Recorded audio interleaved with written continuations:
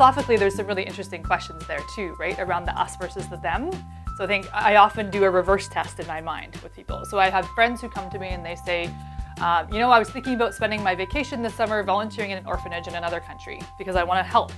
So there's a desire to help.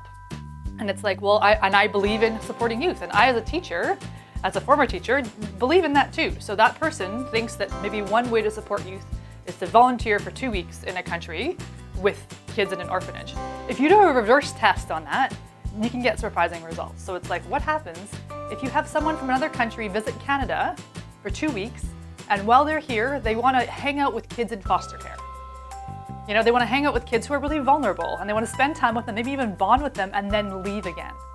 I mean, maybe in certain bounded situations that could be potentially an intervention that anyone would recommend, but what about criminal records checks? What about the impact on that youth when they leave? So there's all these questions that come about when we do a reverse test that show us our assumptions, right? So, and I think sometimes my assumptions and our assumptions are that somehow we can go for 2 weeks and solve a problem, or go for a short time and solve a problem. But in our own context, here in Canada, we say, well, you can't go for 2 weeks and make a kid feel better. What you need is a really stable home situation for that child.